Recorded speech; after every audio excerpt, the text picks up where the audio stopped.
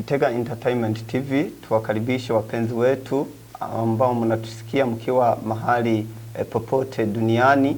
Ni wakati wa kipindi cha michezo.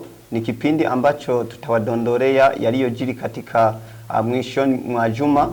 Tutaanzia hapa kwetu Burundi, Primus League imeendelea, lakini pia tutawadondorea yaliyojiri kwenye bara la Afrika, Champions League. Alafu tutamalizia kipindi chetu barani Buraya tukiangalia michezo ambayo itapigwa kesho na kesho kutwa, ni katika ligi la mabingwa barani Buraya. Muko nami Eliakim Humvimana, lakini pia sitakuwa mwenyewe, nitakuwa na mwenzangu Bwana Fisto. Nikukaribishe sana. Nashukuru sana Bwana Eliakim kwa kunikaribisha katika kipindi chetu cha Gitega Entertainment. Mpaka kwa sasa tukaongelea mengi sana yanayojiri hapa kwetu nchini. Tutaenda katika bara la Afrika tutizame yanayojiri. Tukitoka hapo tutaingia katika bara la Ulaya tutizame baadhi ya machi zitakaokuwa katika siku ya kesho Eliakim. Bila kupoteza wakati, ngoja tuanzie hapa kwetu kwenye ligi hapa nyumbani, yani Primus League. Imeendelea kwenye wiki yake ya 22 ambapo mechi 8 zimepigwa kwenye viwanja mbalimbali. Tuanze kwenye mechi ambayo imepigwa Ijumaa.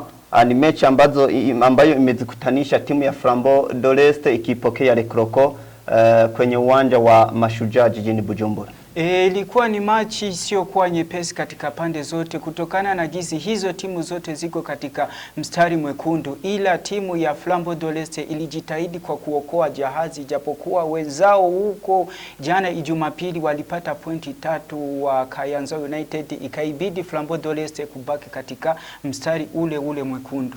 Yes, ni mechi ambayo imemalizika kwa bao moja kwa upande wa Flambeau de l'Est na 0 kwa upande wa Le Croco. Mechi mbili zingine zimepigwa Jumamosi ambapo Bujumbura City ilikuwa imeikaribisha Olympic Stars kutoka mkoani Muyinga. Ni masikitiko sana, tena masikitiko makubwa katika timu ya Buja City ilipopigwa kwa kishindo kwa bao 4-1 na timu ya Olympic Star kutoka huko kaskazini mwa nchi. Ni mechi nyingine ambayo imepigwa mkoani Chibitoke kule kwenye uwanja wa Urunani, ambapo Rukinzo Football Club walikuwa wameikaribisha Atletico New Oil Academy kutoka mkoani Muyinga. Ni mechi ambayo imemalizika kwa sare ya kufungana bao 1-1. Naam, hatuwezi kuwalaumu wa vijana wa Omari Ntakagero kutokana na ile machi ilikuwa katika matatizo tofauti kutokana na kisi hii timu ya Atletico New Oil kutoka Muinga mpaka katika Chibitoke ya Rugombo kwenda kupata pointi 3. Vilikuwa vigumu kutokana na kisi palikuwa mahasimu wao wanacheza katika ule uwanja. Mechi 5 zilizobakia zimechezwa hiyo jana. Ni mechi ambazo tumeona kwamba hakuonekana mabao mengi. Mechi ya kwanza ilikuwa ni kati ya Burundi Sport Dynamique ikipokea Vitaro. Ni mechi ambayo ilikuwa imezikutanisha timu zote ambazo zinachangia mji, zote ni za jijini Bujumbura, na mechi kamalizika kwa bao 1 kwa upande wa Burundi Sport Dynamique. Vitaro wakawa hawakupata kitu. Ni masikitiko sana kuona hili timu la Vitaro mpaka kwa sasa kuona inapoteza ingine machi yake ya pili. Na hapo hii timu ya Dynamic ilifunga bao lao limoja wakati walikosa mshambuliaji wao alipata kadi nyekundu. Wakaongeza dakika 3 ndio wakawa wamepata hilo bao limoja. Na mechi ambayo ilikuwa imesubiriwa kwa hamu kubwa na mashabiki wa kandanda humu nchini, ilikuwa ni mechi ambayo imezikutanisha timu ya Messager Ngozi ikikaribisha Msongati. Ni mechi ambayo imemalizika kwa tasa bila kufungana. Lilikuwa ni homa la jiji katika mkoa wa Ngozi. Timu ya Msongati ilipopata pointi lao limoja huko Ngozi, wakati wanyeji wa hapo Ngozi walikuwa na masikitiko makubwa kuona hawakupata pointi zao 3. Mechi nyingine ilizikutanisha timu ya Aigle Noir, walikaribisha timu kutoka mkoa wa Muramvya ni Royal, ambayo mechi imemalizika kwa mabao 2 kwa upande wa Aigle Noir na 0 kwa upande wa Royal ambayo inaendelea kuzorota sana. Hivi sasa iko kwenye nafasi ambayo si ya kuridhisha kabisa. Bwana Eliakimu, hatuna budi wa kusema kama hili timu la huko mkoani Muramvya kuona mpaka kwa sasa isha kuwa machi yao ya 7 mpaka hawajapata pointi moja na wangali katika mstari wekundu. Hatuko tunaona kama watajiokoa jahazi watoke kwenye ile nafasi ili wajiokoe wawe katika timu zitakaocheza zingine machi mwaka ujao katika daraja la kwanza. Tukibaki kidogo kwenye timu hii ya Royale, ukiangalia timu ambazo ziko mbele yake yani nasema Kayanza United na Flambeau de l'Est sasa hivi wana pointi 22 na hawa wanabaki kuwa na pointi 14. Huoni kwamba kuweza kuwafikia itakuwa ni kazi ngumu kwa upande wa Royal? Ni vigumu kwa sasa. Tusemeshe ukweli, Bwana Eliakim, timu ya Royal pamoja na Le Croco tayari siwezi kusema sana, ila tayari zinaonekana ziko katika mstari wa kushuka. Bado kati ya timu ya Kayanza United pamoja na Flambeau de l'Est tupate moja itakayoshindikiza. Hizi mbili ziko katika mstari mwekundu. Mechi nyingine ilikuwa ni kati ya Bumamuru walipokea Top Junior, timu ambayo inafanya vizuri sana. Ni timu kutoka mkoani Kayanza, walikuwa wamejielekeza kule mkoani Chibitoke kwenye uwanja wa Urunani na mechi ilimalizika tasa bila kufungana. Ni machi iliyosikitisha wafana wengi wa timu ya Bumamuru kuona haikupata pointi 3 kutokana na gisi wahasimu wao Ijumamosi timu ya Atletico New Oil wakati walikuwa ishapoteza pointi moja. Ilikuwa ni bora zaidi Bumamuru ili ipate pointi 3 ila haikutokea, ya Mungu mengi. Mechi ya mwisho ilikuwa kati ya Kayanza United na Flambeau du Centre. Na hii ni mechi ambayo imewashangaza wengi. Flambeau du Centre inaendelea kuzorota mara baada ya kumfukuza kocha wao Innocent Harerimana kwa jina maarufu Kambaranga na wakamuleta mzungu Moma.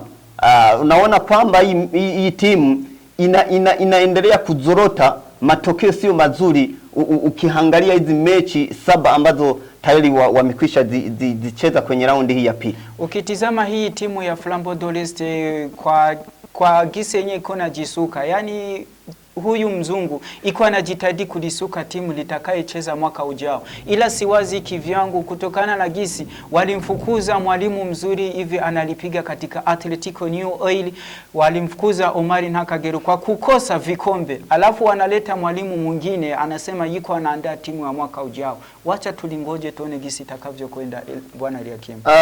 Wakiendelea hivi Flambeau du Centre tunaweza tukaona hii timu haimo kwenye zile timu 4 bora ambao mwishoni mwa ligi. Hatuwezi kulaumu zaidi kutokana na gisi mzungu mwenyewe kaisha sema kama iko analiandaa timu la mwaka ujao. Sasa hatarajii aingie katika 4 bora wala hana haja ya vikombe.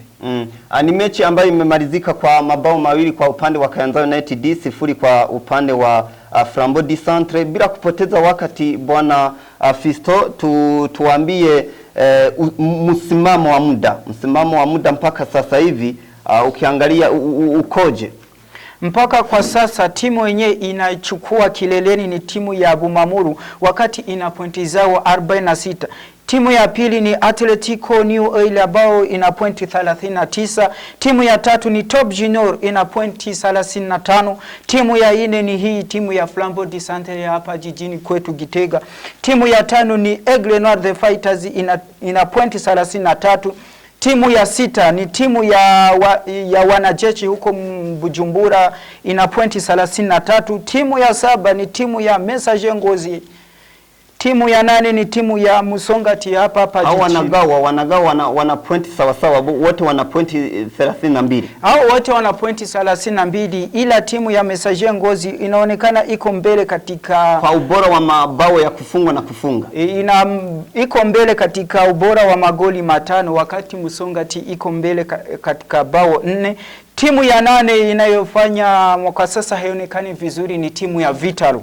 Timu ya 9 ni timu ya Olympic Star. Japokuwa hii timu ya Olympic Star inajitahidi kufunga ila haiko katika nafasi ya kuridhisha. Timu ya 11 ni timu ya jijini Bujumbura inajulikana kama Buja City. Timu la 12 ni timu ya majeshi ya huko Bujumbura inajulikana kama Rukinzo. Timu ya 13 ni Kayanza United. Zingine timu 3 ziko katika mstari mwekundu ni timu ya Flambeau d'Olese ya huko kwetu Ruyigi. Timu ya 15 ni timu ya huko Royal ya watoto wa huko Ufalmeni. Timu ya mwisho ni hizo timu ni timu ya Le Croco ya huko mkoani Rumonge. Basi kwa tuangalie haraka barani Afrika. Mwishoni mwa juma zilichezwa mechi za ligi ya mabingwa barani Afrika. Mechi kadhaa zimepigwa, matokeo yalikuwa kivipi? Bila kuchelewa tutagusia katika kundi 4. Kundi la kwanza ni kundi A, wakati palipigwa mechi ya Pyramid FC ya huko Egypt ilikutana na Al Ahli ya Tripoli, wakati timu ya Pyramid imempiga 2-1 timu ya Al Ahli. Ingine mechi ilichezekana ni timu ya Vaccine imempiga timu 1-0 katika 0 na timu la Zanaco la huko Angola. Ingine katika group B timu ya Royal Leopard imegawa 0-0 na timu ya Al Ittihad. Ingine mechi ilichezekana ni Auckland Pirates ya South Africa imefunga bao 2 timu ya JS Saoura. Katika group C mechi zilizochezekana ni Kotosport imepata 0-0 na timu ya Al Masry. Ingine mechi ilichezekana katika group C ni timu ya Tepe Mazembe ilipata bao lao 1 na timu ya AS Otoho. Katika group D timu ya Simba Sport Club ya hapo Tanzania ilifunga bao 3-1 katika timu ya ASEC Momoze ya huko Cote d'Ivoire. Mechi zilizomalizika ni timu ya RS Berkane imefunga bao 5 timu ya US Gendarmerie. Ndo mechi zilizochezekana katika bara la Afrika. Tukosoe kidogo, si kwenye kombe la mabingwa bali ni kombe la shirikisho barani Afrika. Ilikuwa ni kombe la shirikisho barani Afrika na tuelekee huko barani Buraya. Barani Buraya kesho ni vuta ni kuvute. Ligi ya mabingwa itakuwa imerudi na mechi ambayo inasubiriwa kwa hamu kali ni mechi kati ya Paris Saint-Germain na Real Madrid. Haraka. Hiyo machi itakuwa sio nyepesi sana, inasubiriwa na watu wengi. Ila tukitizama matokeo ya hizo machi wanazocheza katika hii miaka yote ni kuwa kwa sasa waisha cheza mechi 9. Timu ya Paris Saint-Germain ishamfunga Real Madrid mechi 2. Wameisha gawa mechi 2. Timu ya Real Madrid ishamfunga Paris Saint-Germain mechi 5. Yes, tuwashukuru sana wapenzi wetu ambao wametufuata mwanzo hadi mwisho. Kilikuwa ni kipindi cha michezo ambacho kinapita kwenye Entertainment TV. Tuwakumbushe kwamba tunaendelea kuwaletea mambo moto. Mubaki nasi. Bye bye. Haya, tunawashukuru sana.